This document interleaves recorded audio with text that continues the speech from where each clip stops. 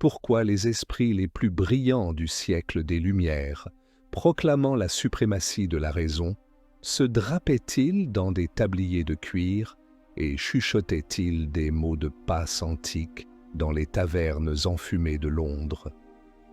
Comment se fait-il que le mot de passe pour l'assaut de la Bastille n'était connu que des membres d'une seule société secrète parisienne? Ces questions ne sont pas des énigmes pour les amateurs de théorie du complot. Elles sont les clés rouillées qui ouvrent la porte d'une des plus grandes machinations politiques de l'histoire moderne. L'histoire de la façon dont une fraternité de penseurs, de poètes et d'architectes a conçu et bâti deux révolutions, changeant à jamais la face du monde. Ce n'est pas une histoire de symboles mystiques ou de rituels étranges. C'est l'histoire d'une idée. Une idée si puissante et si dangereuse qu'elle ne pouvait naître que dans le secret. L'idée que les hommes n'ont pas besoin de rois. Une idée qui, une fois libérée, s'est abreuvée de sang et a incendié des empires. Au début du XVIIIe siècle, l'Europe était un échiquier de monarchies absolues. Le pouvoir émanait de Dieu et le roi était son représentant terrestre. Contester cet ordre n'était pas seulement un crime de lèse-majesté, c'était un blasphème. Pourtant, sous les pavés des capitales, dans les esprits éclairés, une nouvelle philosophie germait, le siècle des Lumières, la raison, la science, les droits de l'homme. Mais où discuter de telles hérésies sans risquer la prison ou le bûcher? Les universités étaient contrôlées par l'Église, les salons par l'aristocratie. Il fallait un espace neutre, un sanctuaire inviolable. Cet espace fut la loge maçonnique. Née officiellement à Londres en 1717, la franc-maçonnerie moderne n'était, en apparence, qu'un club de gentlemen fascinés par les légendes des bâtisseurs de cathédrales médiévales. Ils utilisaient le compas et l'équerre comme symbole de la construction d'un temple spirituel, le grand architecte de l'univers comme une métaphore déiste acceptable par tous. Mais derrière ces allégories se cachait une bombe à retardement. Dans une loge, un duc pouvait s'asseoir à côté d'un marchand, un prêtre à côté d'un athée. Leurs titres du monde profane étaient laissés à la porte. À l'intérieur, ils n'étaient que des frères égaux. Cette simple règle était en soi un acte de rébellion. C'était la négation de la hiérarchie divine sur laquelle reposait tout l'Ancien Régime. Dans ces temples feutrés, des hommes comme Voltaire, de retour de son exil en Angleterre et initiés sur le tard, pouvaient affûter leurs critiques contre le fanatisme religieux et la tyrannie.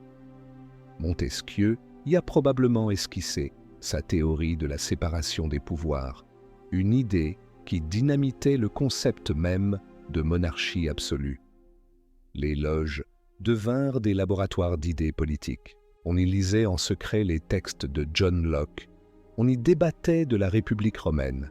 On y rêvait d'une constitution qui placerait la loi au-dessus du roi. C'était un jeu mortellement dangereux. La police des rois, de Paris à Vienne, soupçonnait quelque chose. Des espions tentaient d'infiltrer la fraternité, mais ces règles strictes de cooptation et ces serments terribles rendaient la tâche presque impossible. Le secret maçonnique n'était pas un plan de conquête du monde. Le secret, c'était la liberté de penser elle-même. Les rituels complexes, les poignées de main secrètes, les mots de passe, n'étaient que les murs de la forteresse qui protégeaient cette liberté. Mais inévitablement, la pensée mène à l'action. Des factions commencèrent à se former. D'un côté, des loges aristocratiques et conservatrices, fidèles à la couronne, qui voyaient la maçonnerie comme un simple club philosophique. De l'autre, des loges plus radicales, peuplées de bourgeois, d'avocats et de journalistes qui commençaient à dessiner les plans d'un nouvel ordre social. La tension montait. des lettres codées traversaient la Manche, transportant des instructions et des idées. À Paris, la loge des 9 Sœurs devint le quartier général de l'intelligentsia contestataire. Elle accueillit des figures comme l'Américain Benjamin Franklin, qui n'était pas seulement venu chercher du soutien pour sa propre révolution, mais aussi pour partager des techniques et des stratégies. Les rois craignaient la guillotine, mais ils craignaient encore plus la poignée de main que leurs ministres échangeaient dans les loges secrètes. La franc-maçonnerie n'était pas une organisation monolithique avec un commandement central. C'était un réseau, une toile d'araignée d'influence et de loyauté personnelle. C'est ce qui la rendait si difficile à combattre et si efficace pour propager des idées. Une pensée émise dans une loge de Londres pouvait se retrouver quelques semaines plus tard, discutée à Naples ou à Philadelphie. L'idée d'un gouvernement, du peuple, par le peuple, pour le peuple, n'est pas née dans un congrès politique, mais dans les murmures de ces assemblées secrètes. Ils se nommaient eux-mêmes les architectes d'un monde nouveau. Et comme tout architecte, ils avaient besoin d'un terrain pour bâtir leur utopie. Ils le trouvèrent de l'autre côté de l'océan, dans les colonies britanniques d'Amérique, où le mécontentement grondait déjà. Les débats philosophiques allaient bientôt se transformer en complots, et les symboles de construction en armes de guerre. La question que se posaient ces hommes en perruque poudrée n'était plus « que faire si le roi est un tyran ?» mais « comment se débarrasser de lui ?» Le laboratoire européen avait produit le virus. Il était temps de l'inoculer. Les pensées les plus dangereuses d'Europe, nées dans la pénombre des loges, traversaient désormais l'océan Atlantique, transportées dans les esprits de voyageurs, de marchands et de frères dévoués, prêtes à enflammer un continent. Alors, était-ce une quête sincère de connaissance ou le plus grand complot politique de l'histoire? Dans cette histoire, les deux sont peut-être vrais. À vous de juger. Écrivez « connaissance » ou « complot » dans les commentaires et voyons de quel côté l'histoire penche ce soir. À Boston, l'air salin de l'Atlantique se mêlait à l'odeur de la poudre. Les Fils de la Liberté, une organisation clandestine dont de nombreux membres, comme Samuel Adams ou Paul Revere, portaient le tablier maçonnique, ne se contentaient plus de débattre. Ils agissaient. La Boston Tea Party de 1773 n'était pas une émeute spontanée. C'était une opération paramilitaire, planifiée et exécutée avec une discipline qui trahissait une organisation sous-jacente. Les idées européennes avaient trouvé ici un terrain fertile. En Amérique, il n'y avait pas de noblesse millénaire ni de clergé tout-puissant à renverser. Il y avait des hommes pragmatiques, des commerçants, des fermiers, des avocats, qui trouvaient dans la philosophie maçonnique de l'égalité et du mérite personnel la justification parfaite de leur désir d'indépendance. La Révolution américaine fut, à bien des égards, une révolution maçonnique. 56 hommes ont signé la déclaration d'indépendance. On estime qu'au moins 9, et probablement bien plus, étaient des francs-maçons. Le document lui-même, avec ses références au Créateur et aux droits inaliénables, résonne des idéaux déistes et humanistes cultivés dans les loges. Le général en chef de l'armée continentale, George Washington, était lui-même un maçon dévoué. Il fut initié à l'âge de 20 ans dans la loge de Fredericksburg, en Virginie. Pour lui, la fraternité n'était pas un simple passe-temps. C'était un outil de commandement. Dans les hivers glaciaux de Valley Forge, alors que son armée mourait de faim et de froid, Washington organisait des réunions de loges de campagne. Ces rituels, menés à la lueur des feux de camp, renforçaient les liens entre des hommes venus de 13 colonies différentes, leur donnaient un sentiment d'appartenance à une cause commune et sacrée plus grandes que leurs États respectifs. On ne construit pas une république avec des prières, mais avec des secrets partagés et des serments scellés. La poignée de main secrète entre un officier de la Nouvelle-Angleterre et un soldat de Géorgie créait une confiance que les ordres militaires, seuls, ne pouvaient garantir.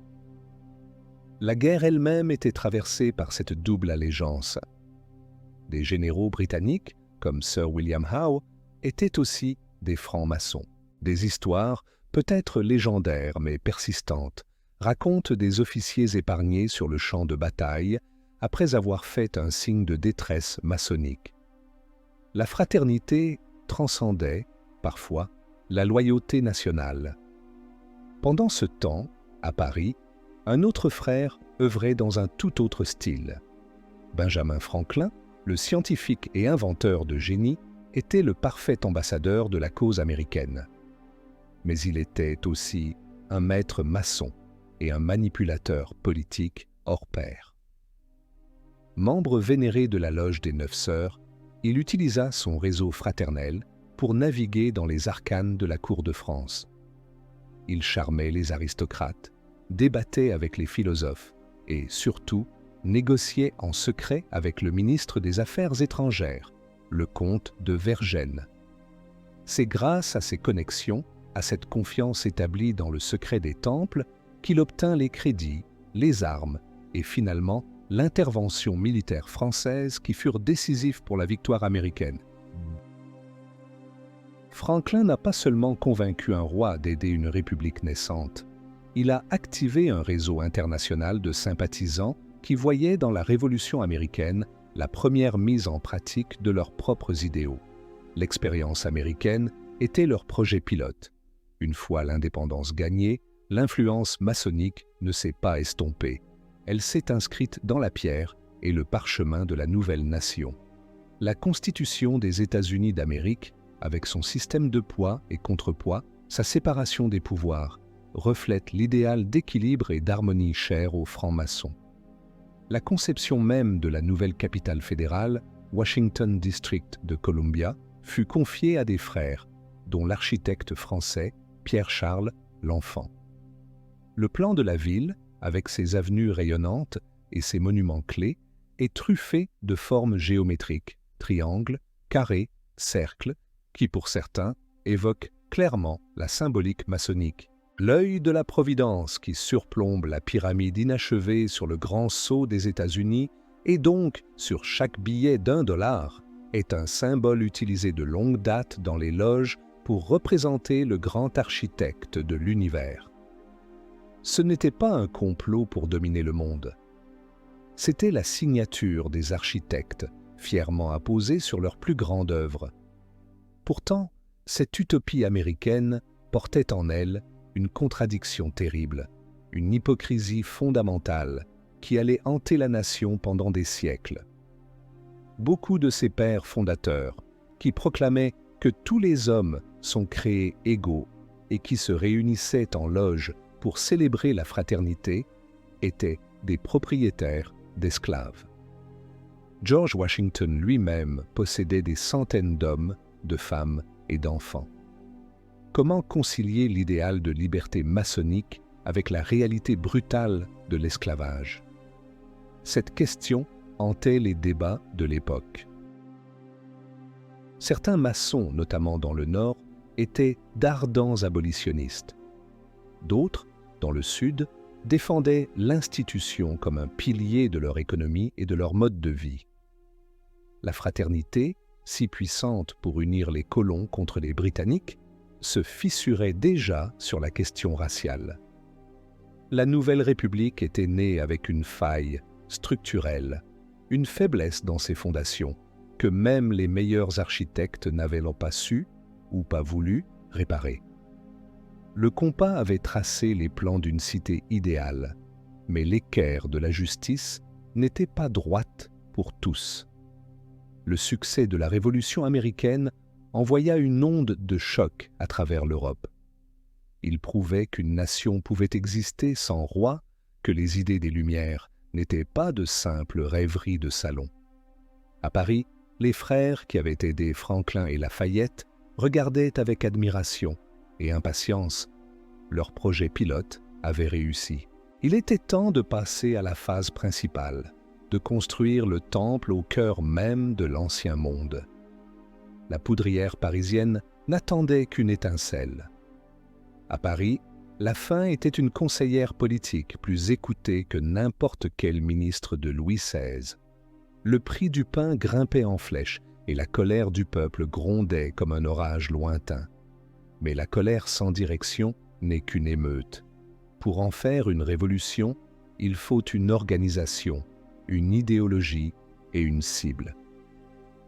Les loges maçonniques parisiennes fournirent les trois. Tandis que la cour de Versailles s'étourdissait dans un tourbillon de fêtes et de dépenses extravagantes, le véritable pouvoir intellectuel de la capitale se réunissait dans des lieux comme la loge des Neuf Sœurs. C'était le quartier général non officiel de l'opposition, un lieu où avocats, journalistes, artistes et aristocrates libéraux pouvaient comploter en toute sécurité. Ils n'étaient pas tous des révolutionnaires radicaux, du moins pas au début.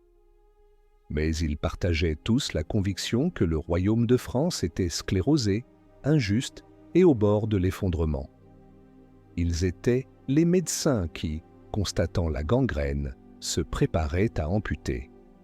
Une monarchie ne meurt pas d'un coup de poignard, mais de 1000 chuchotements qui la vident de son sang. Le discrédit de la monarchie fut une campagne méthodique, une guerre de l'information menée avec une efficacité redoutable. Et au cœur de cette campagne se trouva l'une des affaires les plus rocambolesques du siècle, l'affaire du collier de la reine. Au centre de l'intrigue, un personnage fascinant et ambigu, le comte de Cagliostro. Aventurier, alchimiste autoproclamé et franc-maçon de haut rang, Cagliostro avait fondé son propre rite égyptien, mêlant mysticisme et spectacle. Il utilisa l'affaire du collier, une escroquerie complexe visant à voler un collier d'une valeur inestimable pour salir la réputation de la reine Marie-Antoinette. Bien qu'innocente, la reine fut présentée à l'opinion publique comme une dépensière frivole et manipulatrice. Les pamphlets, les caricatures obscènes, les rumeurs les plus folles se répandaient comme une traînée de poudre. Et quel était le meilleur réseau de diffusion pour une telle propagande? Les centaines de loges qui quadrillaient la France. Une caricature dessinée à Paris pouvait être copiée et distribuée à Lyon ou Marseille en quelques jours, accompagnée des commentaires et des interprétations qui servaient la cause. Le duc d'Orléans, Louis-Philippe, cousin du roi et grand maître du Grand Orient de France, la principale obédience maçonnique du pays, jouait un jeu particulièrement trouble. Immensément riche et ambitieux, il détestait la branche régnante de la famille royale. Il utilisa sa position et sa fortune pour financer des libelles anti-monarchiques et transformer le palais royal, sa résidence parisienne, en un centre de l'agitation révolutionnaire. Ses intentions étaient-elles de créer une république ou de remplacer Louis XVI sur le trône? Personne ne le sait vraiment. Mais en attisant les flammes de la contestation, il a puissamment contribué à rendre l'incendie inévitable. Les loges, sous son influence, devinrent des foyers de radicalisme, où l'on ne se contentait plus de critiquer, mais où l'on planifiait activement la prise du pouvoir.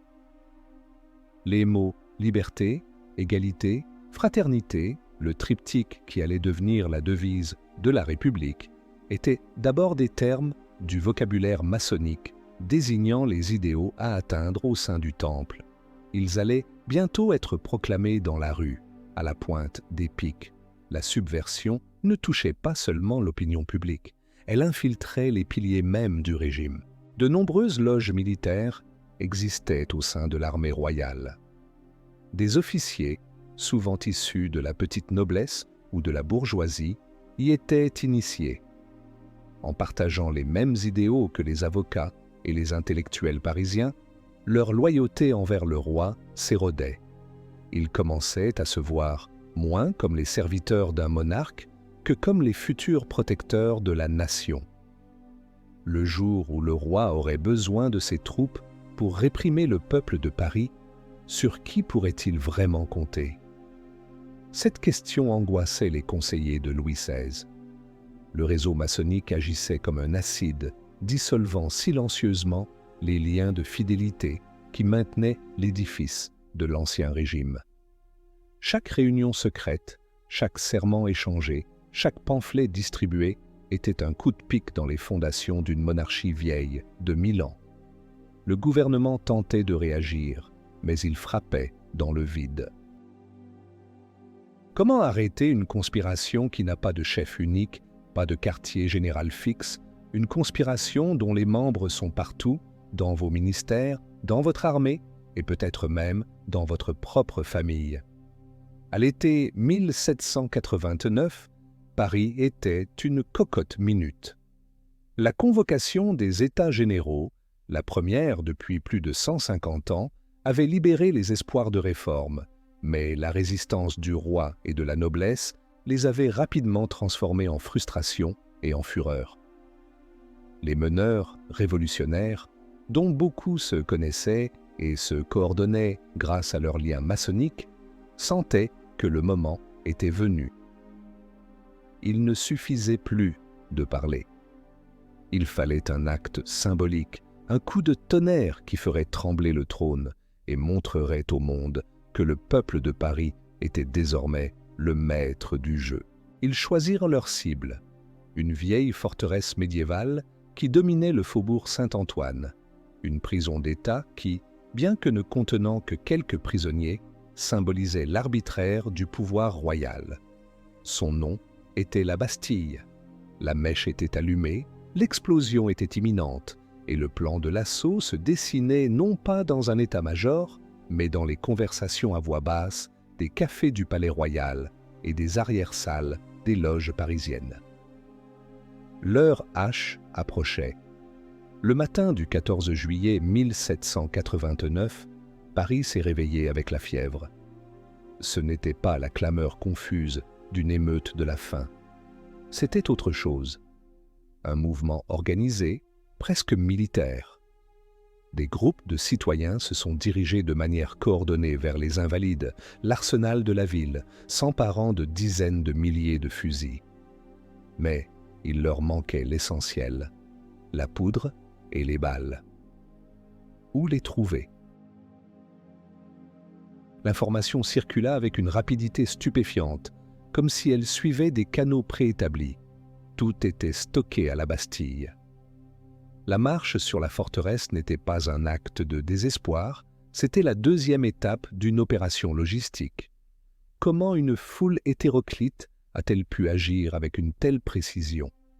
La réponse se trouve dans l'organisation des districts parisiens, les sections électorales mises en place pour les États généraux, qui étaient largement contrôlés par des meneurs révolutionnaires, avocats, journalistes, beaucoup étant des frères de loge. Ils formaient un maillage invisible qui couvrait toute la ville, capable de mobiliser et de diriger des milliers de personnes en quelques heures. Au Palais Royal, un jeune avocat et franc-maçon nommé Camille Desmoulins, montant sur une table, harangua la foule, l'appelant aux armes. Son discours fut l'étincelle publique, mais l'organisation se faisait en coulisses. Le marquis de Lafayette, héros de la guerre d'indépendance américaine et figure éminente de la franc-maçonnerie française, venait de prendre la tête de la nouvelle garde nationale. Ces hommes encadrèrent la foule, tentant de canaliser la violence, mais aussi légitimant l'insurrection. La prise de la Bastille ne fut pas la victoire d'une populace en haillons contre une garnison surpuissante. Ce fut un siège en règle, mené par des gardes françaises mutinées qui apportèrent des canons et coordonnés par des hommes qui savaient ce qu'ils faisaient. Le combat fut bref, mais sanglant. lorsque le gouverneur de la forteresse de Launay capitula, la foule, ivre de fureur et de victoire, le massacra. Sa tête fut plantée au bout d'une pique et promenée en triomphe dans les rues de Paris. À cet instant précis, la Révolution a changé de nature. L'idéal philosophique venait de se tacher de sang. Dans les jours qui suivirent, le choc et l'euphorie se mêlèrent. Les architectes de la Révolution avaient réussi leur coup. Le roi, terrifié, rappela ses troupes et accepta de porter la cocarde tricolore. Le symbole de l'absolutisme était tombé. Mais très vite, une terrible réalité s'imposa à eux. Ils avaient déchaîné une force qu'ils ne contrôlaient plus. Les maçons modérés, comme Lafayette ou l'astronome Bailly, premier maire de Paris, pensaient pouvoir instaurer une monarchie constitutionnelle à l'anglaise.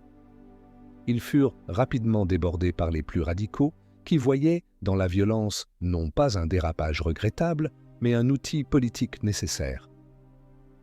Qu'est-ce qui est le plus effrayant, la tyrannie d'un seul roi ou la dictature d'un comité agissant au nom du peuple? La question se posait désormais dans toute sa brutalité. Le réseau qui avait été si efficace pour détruire l'ancien ordre se révéla incapable d'en construire un nouveau de manière unifiée. Les loges elles-mêmes se fracturèrent. Les frères qui avaient comploté ensemble contre le roi commencèrent à se regarder avec méfiance. La fraternité s'effritait face à la radicalisation politique. Les débats feutrés des temples furent remplacés par les harangues incendiaires des clubs, comme le Club des Jacobins, qui comptait à ses débuts de nombreux maçons, mais qui développa rapidement sa propre dynamique, bien plus extrémiste. La Révolution, tel un golem échappé à ses créateurs, commençait à suivre sa propre logique, une logique de surenchère et de pureté idéologique. Les pères de la Révolution, croyant maîtriser le cours de l'histoire, se retrouvèrent emportés par le torrent. Ils avaient ouvert les portes du temple, mais c'est la fureur de la rue qui s'y était engouffrée. L'utopie de la liberté, de l'égalité et de la fraternité, rêvée dans le calme des loges, accouchait d'un monstre. Le son du canon, qui avait abattu les murs de la Bastille, était le premier cri d'un nouveau-né terrible. Un nouveau-né qui, comme le dieu Chronos de la mythologie grecque, n'allait pas tarder à dévorer ses propres enfants.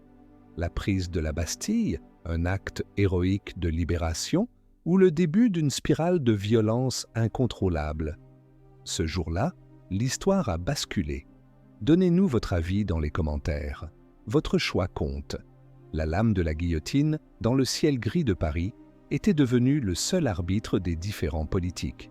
La fraternité jurée à la lueur des bougies s'est éteinte sous le soleil de midi, au pied de l'échafaud. La scission qui avait commencé après la prise de la Bastille se transforma en une guerre à mort au sein même de la famille révolutionnaire. Cette guerre fratricide fut en grande partie un conflit entre différentes visions maçonniques de ce que la France devait devenir. D'un côté, les Girondins, souvent issus de la bourgeoisie de province, des avocats et des intellectuels comme Brissot ou Vergniaud. Beaucoup étaient francs-maçons. Ils rêvaient d'une république ordonnée, décentralisée, respectueuse des libertés individuelles et du droit de propriété. Ils étaient les enfants modérés des Lumières. De l'autre côté, les montagnards, menés par des figures comme Danton, Marat et surtout Robespierre. Eux aussi comptaient de nombreux maçons dans leur rang. Mais ils prônaient une révolution radicale, centralisée, intransigeante, prête à sacrifier les libertés individuelles sur l'autel du salut public. C'était l'affrontement entre l'utopie libérale et l'utopie totalitaire. Maximilien Robespierre, l'incorruptible, est une figure clé pour comprendre cette tragédie. Avocat d'Arras, probablement initié à la franc-maçonnerie avant la Révolution, il était l'incarnation même de la perversion d'un idéal. il croyait sincèrement en la vertu, en la pureté révolutionnaire. Et pour imposer cette vertu, il était prêt à éliminer physiquement tous ceux qui ne correspondaient pas à son standard impossible. C'est ainsi que la terreur fut mise à l'ordre du jour. Le comité de salut public, dont il était le membre le plus influent, devint une machine à tuer. Et ses premières victimes furent ses anciens alliés, ses anciens frères. Les Girondins furent les premiers à tomber, accusés de modérantisme, de fédéralisme, de trahison. Ils furent arrêtés, jugés par un tribunal révolutionnaire fantoche et envoyés par charrettes entières à la guillotine en octobre 1783. Les hommes qui avaient voté la fin de la monarchie étaient maintenant déclarés ennemis de la République. Mais la machine, une fois lancée, ne pouvait plus s'arrêter. Après avoir éliminé sa droite, Robespierre se tourna vers sa gauche. Les hébertistes, des révolutionnaires ultra-radicaux et athées qui poussaient à la déchristianisation totale du pays, furent à leur tour accusés de comploter contre le gouvernement et exécutés en mars 1794. Puis ce fut le tour des indulgents, menés par Danton et Camille Desmoulins. Danton, le tribun tonitruant des premiers jours de la Révolution, l'homme qui avait peut-être le plus contribué à la chute de la monarchie.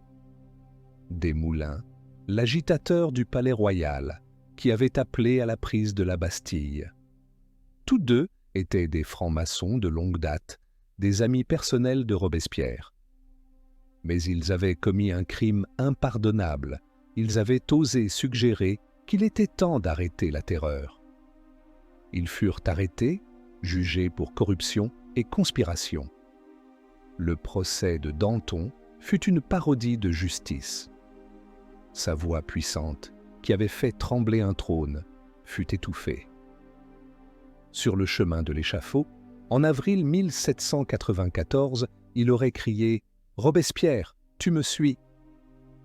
Pendant ce temps, la franc-maçonnerie institutionnelle était devenue suspecte aux yeux du régime jacobin. Son goût du secret, son internationalisme, son élitisme intellectuel, tout cela était contraire à l'idéal de transparence totale et de vertu populaire prôné par Robespierre. En 1793, Philippe Égalité, l'ancien duc d'Orléans et grand maître, qui avait pourtant voté la mort de son cousin le roi, fut à son tour guillotiné. Le Grand Orient de France fut contraint de se dissoudre. Les loges furent fermées, leurs locaux saccagés.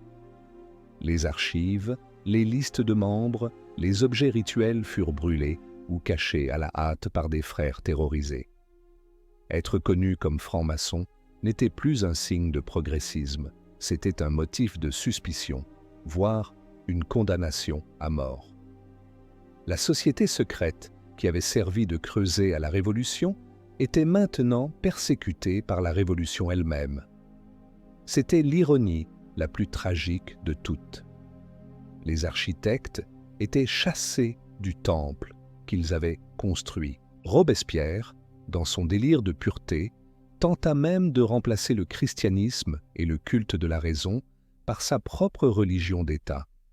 Le culte de l'être suprême, une sorte de déisme froid et abstrait qui rappelait étrangement le grand architecte de l'univers des maçons, mais vidé de toute sa dimension humaniste et tolérante. La fête de l'être suprême, en juin 1794, fut son apothéose et le début de sa chute.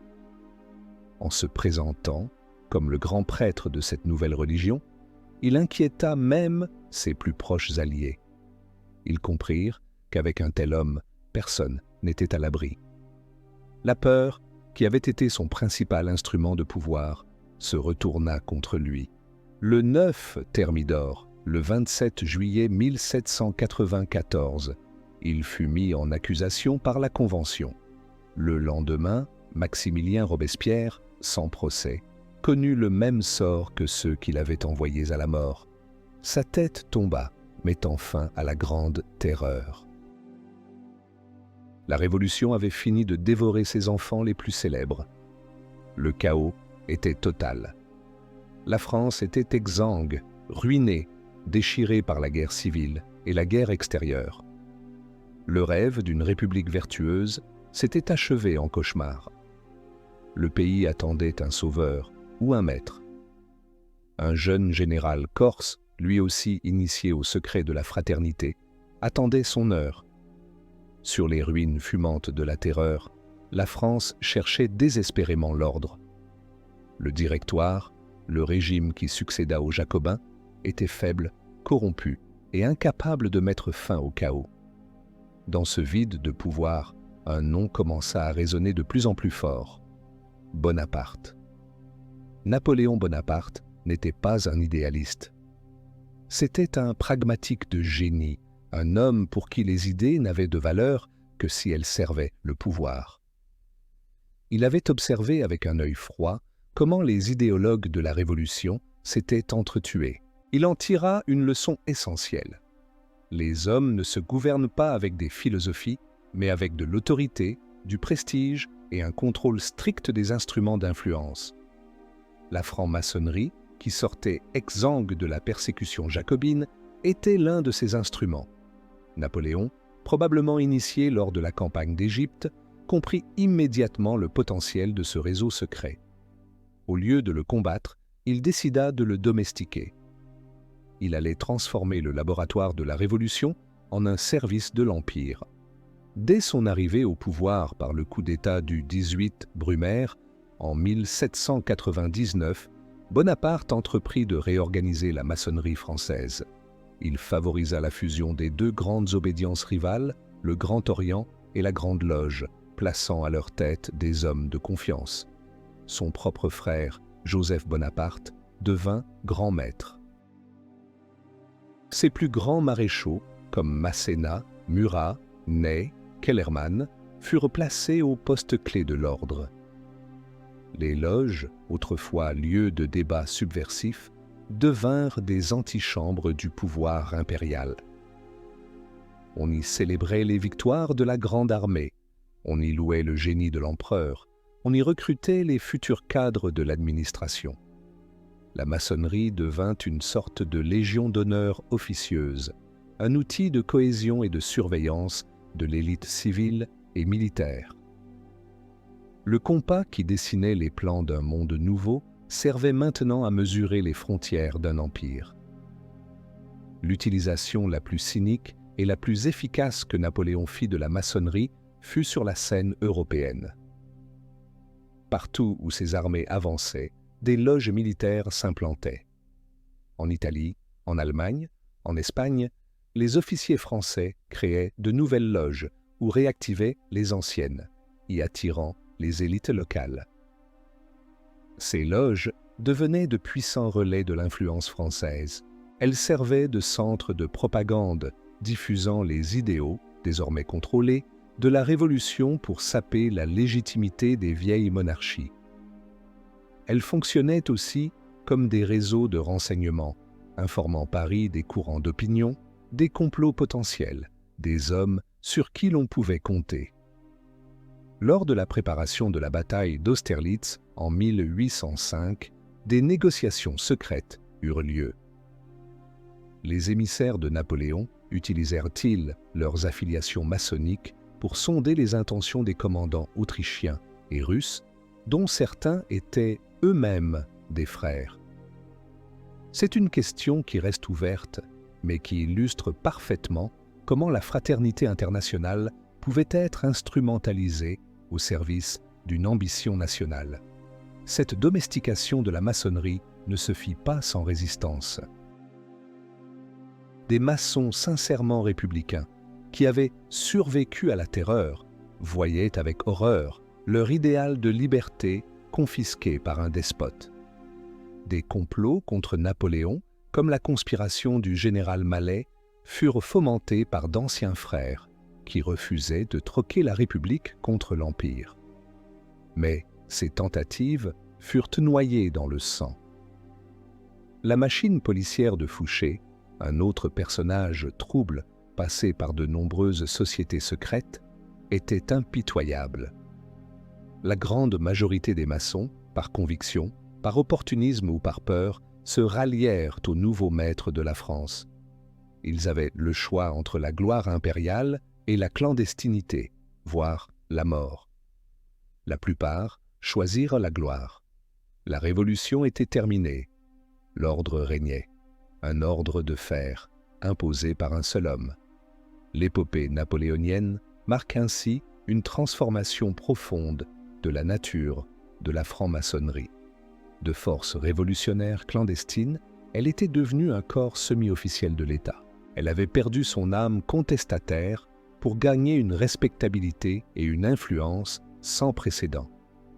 Mais ce faisant, elle avait trahi sa vocation originelle. L'idéal de fraternité universelle était devenu un outil au service des conquêtes impériales.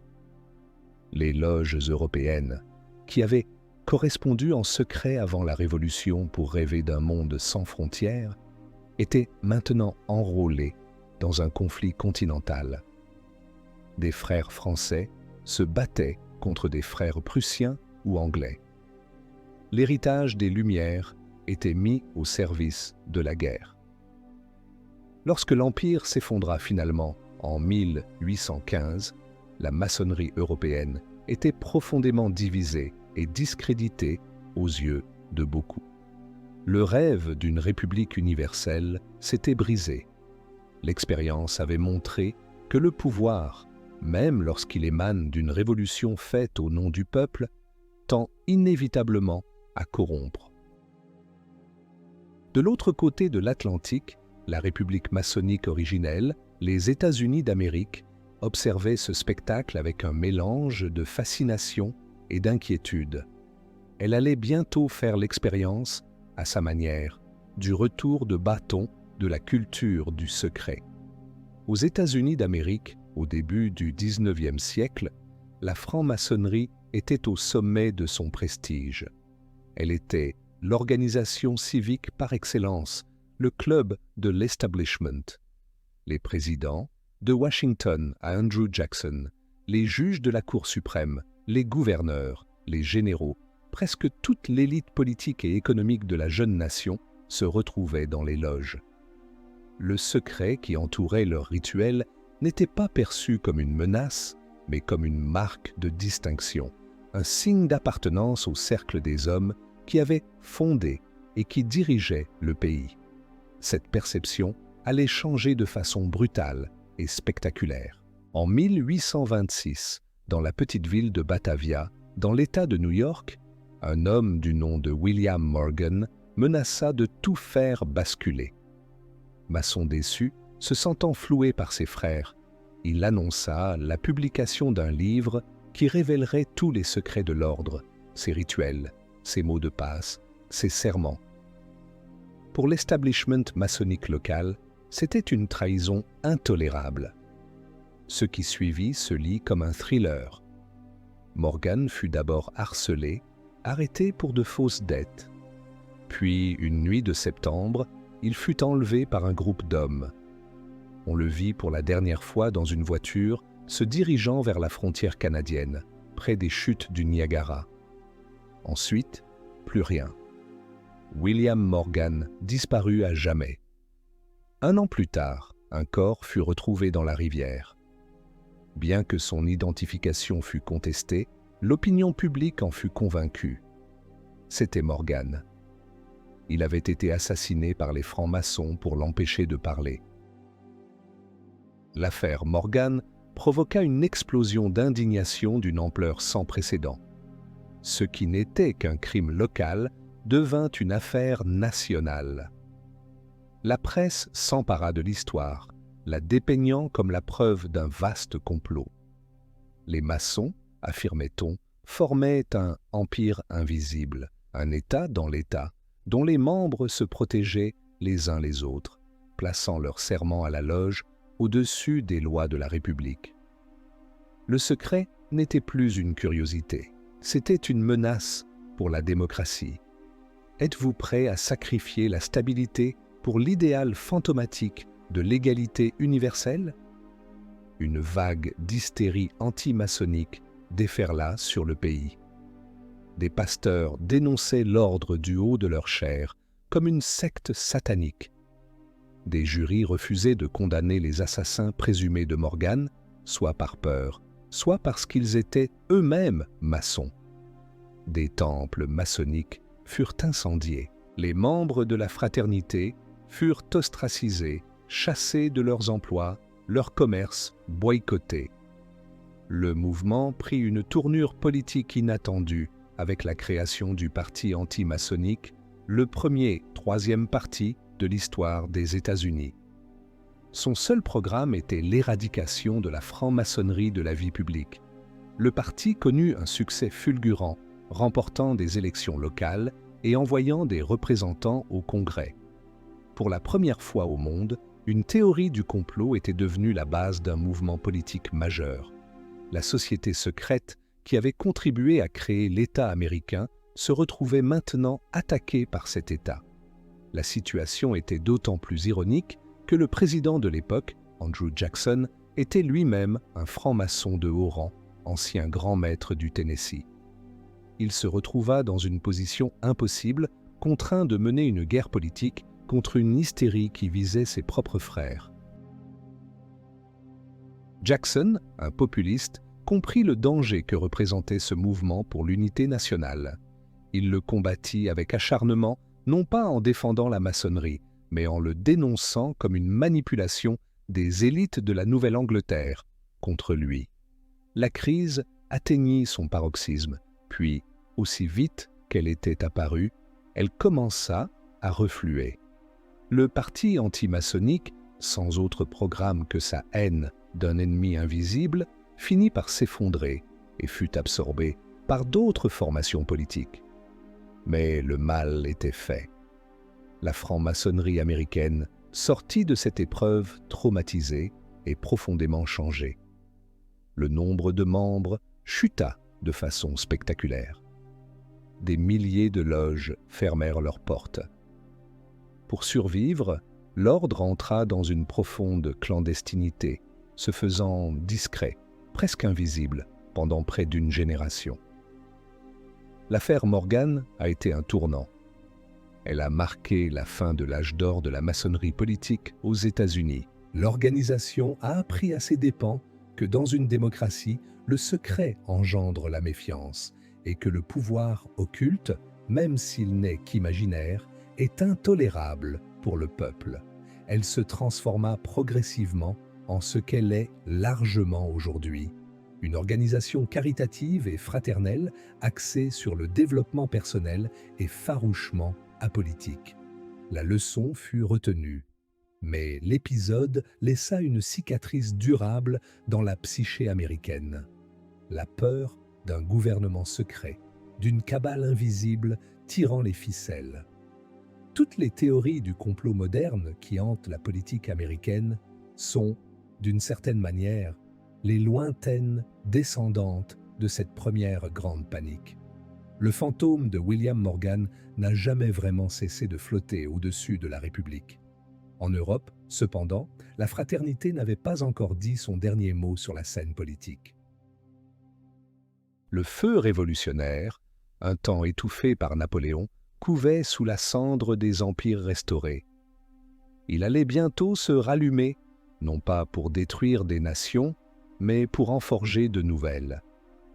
William Morgan a-t-il été un traître qui a brisé un serment sacré ou un héros qui a tenté de révéler une dangereuse vérité?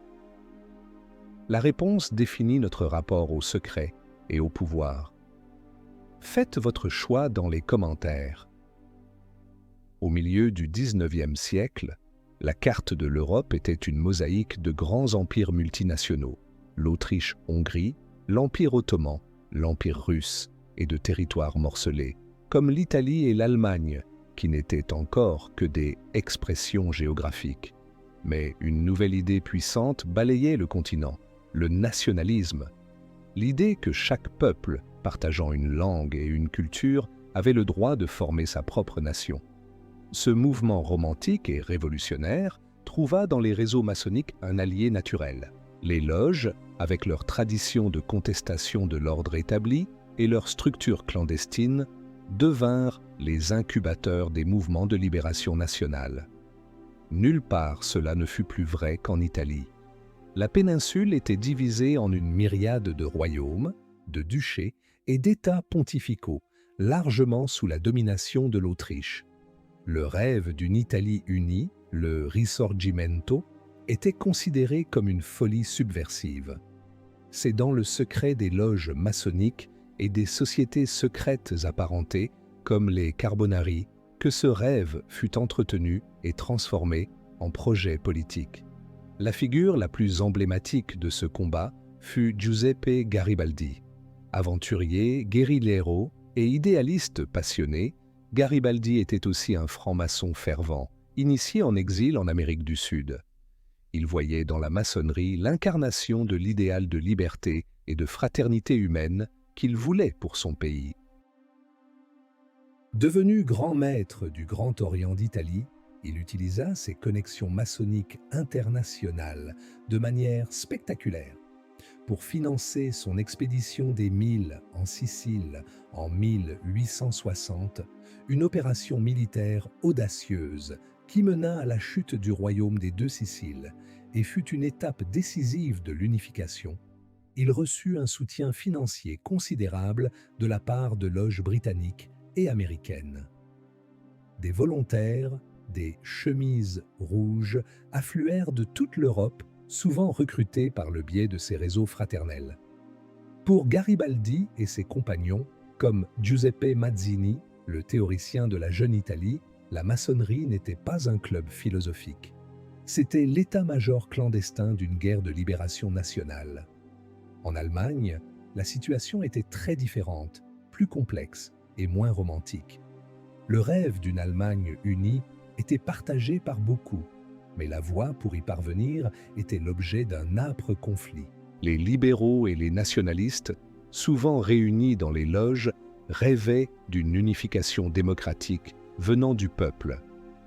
Mais le véritable architecte de l'unité allemande fut un homme qui se méfiait profondément de la démocratie et des sociétés secrètes, Otto von Bismarck, le chancelier de fer de la Prusse. Bismarck n'était pas maçon et il voyait dans les loges un foyer potentiel d'opposition libérale à sa politique autoritaire. Cependant, en politicien pragmatique, il ne chercha pas à les détruire. Il préféra les neutraliser et, parfois, les utiliser. Il mena un jeu complexe avec les différentes obédiences maçonniques allemandes, s'appuyant sur les loges prussiennes, plus conservatrices et loyalistes, pour contrer l'influence des loges plus libérales du sud de l'Allemagne, souvent sympathisantes de l'Autriche ou de la France. Une guerre secrète se jouait dans les temples. Les maçons nationalistes prussiens soutenaient la vision bismarckienne d'une Allemagne unifiée par le fer et par le sang, sous l'égide de la monarchie prussienne. D'autres maçons, fidèles à l'idéal cosmopolite des Lumières ou à leur dynastie locale, s'opposaient à cette hégémonie. Bismarck, avec une habileté diabolique, exploita ces divisions. Il laissa ses services de renseignement surveiller les loges, tout en utilisant des membres influents pour faire passer ses messages et sonder les intentions de ses adversaires, à Vienne ou à Paris. La franc-maçonnerie allemande, contrairement à l'italienne, ne fut pas le moteur de l'unification, mais plutôt un champ de bataille idéologique où se reflétaient les tensions qui traversaient le pays. Lorsque l'Empire allemand fut finalement proclamé, dans la galerie des glaces du château de Versailles, en 1871, après la défaite de la France, ce ne fut pas la victoire du rêve maçonnique d'une nation de citoyens, mais le triomphe de la realpolitik d'un chancelier de fer. Le XIXe siècle vit donc la franc-maçonnerie jouer un rôle crucial, mais ambivalent dans la construction des États-nations modernes. En Italie, elle fut le fer de lance d'une révolution populaire. En Allemagne, elle fut un acteur parmi d'autres, canalisé et souvent manipulé par un pouvoir étatique plus fort qu'elle. Dans les deux cas, l'ancien idéal de fraternité universelle, transcendant les frontières, était mis à rude épreuve. Les loges devenaient de plus en plus nationales. Les frères italiens et les frères allemands se définissaient avant tout comme italiens et allemands. Cet élan nationaliste, qui avait semblé si libérateur lorsqu'il s'agissait de se débarrasser des empires, portait en lui un nouveau danger, encore plus grand. En exaltant la patrie, il préparait le terrain pour l'affrontement des nations. Les architectes avaient fini de construire les maisons nationales. Ils allaient bientôt découvrir avec horreur qu'ils avaient aussi construit des forteresses, prêtes à se faire la guerre. La plus grande tragédie de l'idéal maçonnique se profilait à l'horizon, dans les plaines boueuses de Flandre. Au début du XXe siècle, l'Europe était au sommet de sa puissance, mais elle dansait sur un volcan. Une toile complexe d'alliances, une course aux armements effrénés et des rivalités nationalistes exacerbées créaient une atmosphère de crise permanente. Dans ce climat de fièvre patriotique, les idéaux maçonniques de fraternité universelle et de paix semblaient bien lointains. Pourtant, jusqu'au dernier moment, des dirigeants maçons des deux camps tentèrent désespérément d'enrayer la machine infernale. Des rencontres secrètes eurent lieu entre des dignitaires du Grand Orient de France et de la Grande Loge d'Allemagne. Ils s'appuyaient sur leurs canaux de communication fraternelle, espérant que les liens tissés dans le secret des loges seraient plus forts que la raison d'État. Ils proposèrent des médiations, ils firent appel à la raison. Ils implorèrent leurs gouvernements respectifs de ne pas commettre l'irréparable. Ce furent les derniers soubresauts d'un internationalisme humaniste sur le point d'être balayé par l'histoire. Leur échec fut total et tragique. L'assassinat de l'archiduc François-Ferdinand à Sarajevo en juin 1914, suivi de l'assassinat à Paris du grand leader socialiste et pacifiste français Jean Jaurès, lui-même franc-maçon, par un nationaliste fanatique, sonna le glas de leurs espoirs. L'engrenage des ultimatums et des mobilisations se mit en marche. En août 1914, les plus grandes nations d'Europe, dont les élites comptaient d'innombrables francs-maçons, se précipitèrent dans la guerre. Des frères en uniforme allemand se retrouvèrent face à des frères en uniforme français ou britannique. Les serments de fraternité échangés dans les temples furent oubliés. Le seul serment qui comptait désormais était celui au drapeau. La propagande nationale, avec ses appels à la haine de l'ennemi héréditaire, se révéla infiniment plus puissante que les idéaux abstraits des Lumières.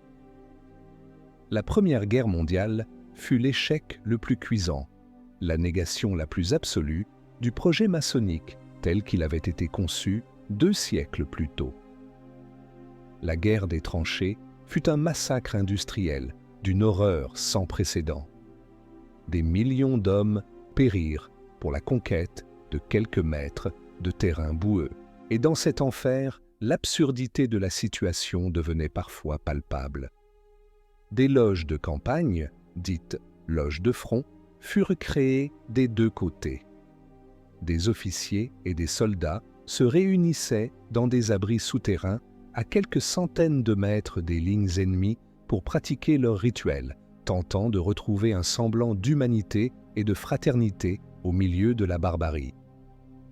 Un maçon français pouvait, le soir, participer à une cérémonie célébrant le grand architecte de l'univers et le lendemain matin, donner l'ordre de bombarder une tranchée où, peut-être, un maçon allemand faisait de même. Dans les tranchées, les mots de passe secrets se sont tus, étouffés par le fracas des canons et les hymnes nationaux. Quelques histoires poignantes ont survécu, des récits de soldats reconnaissant un ennemi blessé comme un frère grâce à un signe et lui sauvant la vie. Mais ce furent des exceptions. La règle fut le massacre anonyme et généralisé. Cette guerre fut une guerre civile européenne, mais aussi une guerre civile maçonnique. Les obédiences de chaque pays se rangèrent derrière leur gouvernement, publiant des manifestes patriotiques et accusant l'ennemi d'avoir trahi les idéaux maçonniques. Le Grand Orient de France dénonça l'impérialisme allemand, tandis que les loges allemandes fustigeaient l'hypocrisie britannique et la décadence française. L'idée même d'une fraternité universelle semblait une blague sinistre. Les idéalistes qui avaient cru au XIXe siècle que le nationalisme et les idéaux maçonniques pouvaient coexister, voyaient leur monde s'effondrer. Ils avaient contribué à créer des États-nations puissants, et ces États-nations étaient maintenant en train de s'entretuer dans une orgie de violence autodestructrice. Le projet de construire un monde rationnel, pacifique et fraternel, commencé 2 siècles plus tôt dans les tavernes de Londres, s'achevait dans le carnage de Verdun et de la Somme. Lorsque les canons se turent enfin en novembre 1918, l'Europe n'était plus qu'un champ de ruines. Des empires s'étaient effondrés, une génération entière avait été sacrifiée. La franc-maçonnerie sortit de cette épreuve profondément traumatisée et discréditée. Comment pouvait-elle encore parler de fraternité après un tel bain de sang fratricide? Elle avait perdu sa crédibilité et son influence politique. Les survivants étaient des gardiens d'un temple en ruine, des porteurs d'un idéal brisé. Le monde qui naissait sur les cendres de la Grande Guerre n'était pas le monde dont leurs ancêtres avaient rêvé. C'était un monde plus dur, plus cynique, où de nouvelles idéologies totalitaires, encore plus impitoyables que les anciennes monarchies, allaient bientôt voir le jour. Pour la franc-maçonnerie, le temps de faire l'histoire était révolu. Le temps de la subir commençait. Elle allait devoir prendre la décision la plus difficile de son histoire. Pour survivre, il lui faudrait peut-être mourir à sa propre mémoire. Le monde d'après-guerre n'apporta pas la paix durable espérée. Sur les ruines des anciens empires, de nouvelles menaces, plus monstrueuses encore, prirent forme. En Russie, le communisme bolchevique. En Italie, le fascisme. Et en Allemagne, le nazisme. Pour ces régimes totalitaires, qui exigeaient une loyauté absolue de l'individu envers l'État, le parti ou le chef, la franc-maçonnerie était l'ennemi par excellence. Son internationalisme était une trahison. Son humanisme était une faiblesse. Son goût du secret était la preuve d'une conspiration permanente. Les nazis et les communistes, bien qu'ennemis jurés, se rejoignaient dans leur haine obsessionnelle des maçons qu'ils associaient dans leur propagande paranoïaque aux juifs et aux capitalistes dans un grand complot mondial. La chasse aux frères recommença, mais avec une brutalité systématique que même la terreur jacobine n'avait pas connue.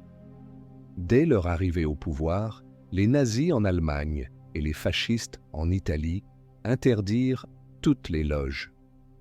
Les temples furent pillés, les bibliothèques et les archives brûlées. Des milliers de francs-maçons furent arrêtés. Beaucoup furent envoyés dans les premiers camps de concentration, comme Dachau. Ils y portaient un triangle rouge inversé pour les identifier comme prisonniers politiques. Le même sort leur fut réservé dans l'Espagne de Franco, au Portugal de Salazar et dans tous les pays occupés par l'Axe pendant la Seconde Guerre mondiale. En Union soviétique et dans les pays satellites d'Europe de l'Est après la guerre, la persécution fut tout aussi implacable. Pour les régimes totalitaires, il ne pouvait y avoir d'autre fraternité que celle du parti. L'idée même qu'un groupe d'hommes puisse se réunir en secret, sur la base de serments et d'idéaux qui échappaient au contrôle de l'État, était une menace existentielle. La franc-maçonnerie, affaiblie et divisée par la Grande Guerre, était désormais confrontée à une menace d'extermination physique et idéologique. Face à cette menace mortelle, les dirigeants survivants de la fraternité, après la Seconde Guerre mondiale, prirent une décision stratégique et fatidique. Ils comprirent que pour sauver l'ordre de la destruction totale, ils devaient le rendre inoffensif aux yeux du monde. Il fallait effacer la mémoire de son passé révolutionnaire, de son histoire politique, de son rôle dans la chute des trônes et la création des républiques. Il fallait présenter une nouvelle image, celle d'un club de bienfaisance respectable, d'une société philosophique, apolitique, axée uniquement sur le développement moral et spirituel de ses membres. Ce fut un acte de camouflage historique, un sacrifice de la mémoire pour assurer la survie de l'institution. Les archives les plus compromettantes, celles qui prouvaient l'implication directe des loges dans les complots et les révolutions, furent cachées et pour certaines, peut-être même, détruites. Une nouvelle histoire officielle fut écrite, une histoire sûre, qui mettait l'accent sur les œuvres de charité, les traditions ésotériques et les grands hommes qui en avaient été partis, mais en gommant soigneusement leur action politique la plus subversive. La grande force qui avait ébranlé le monde se transforma délibérément en un club fermé et discret. La société secrète, la plus influente de l'histoire moderne, commit une forme de suicide mémoriel. Elle choisit l'oubli plutôt que la gloire dangereuse de son véritable héritage. Cette transformation fut une réussite. Dans le monde occidental de l'après-guerre, la franc-maçonnerie fut progressivement acceptée comme une partie inoffensive du paysage social. Mais cette stratégie eut un coût imprévu. En enterrant son propre passé, en créant un vide, elle laissa le champ libre à toutes les interprétations, à toutes les fantasmagories. Le secret de la maçonnerie n'était plus son projet politique, mais le fait même qu'elle avait eu un projet politique. Ce vide fut comblé par les théories du complot moderne, qui réinventèrent une histoire de domination mondiale, mélangeant sans discernement les faits, les légendes et les pures inventions. L'ironie tragique est que la maçonnerie est aujourd'hui accusée de faire en secret ce qu'elle a réellement fait au grand jour il y a 2 siècles, avant de décider d'y renoncer pour toujours. L'histoire est ainsi bouclée. Le virus de la liberté, créé dans le laboratoire des loges du XVIIIe siècle, a détruit l'ancien monde, mais il a aussi muté, engendrant des monstres que ses créateurs n'avaient pas prévus. La terreur, les guerres nationalistes, les totalitarismes. Face à ces conséquences, les héritiers des architectes ont choisi de briser leurs outils et d'enterrer leurs plans.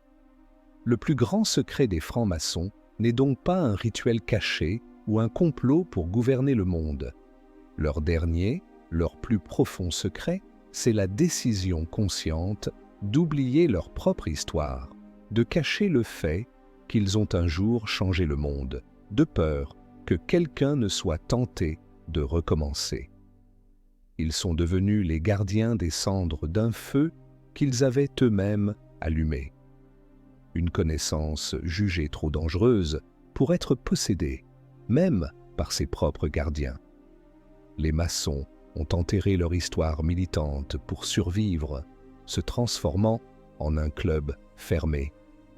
Ils ont troqué le pouvoir réel contre la sécurité et l'oubli. Aujourd'hui, alors que le monde est de nouveau au seuil de grands changements, que pensez-vous que l'humanité ait le plus besoin? D'architectes secrets de l'avenir, prêts à agir dans l'ombre, ou d'une transparence totale, même si elle mène au chaos?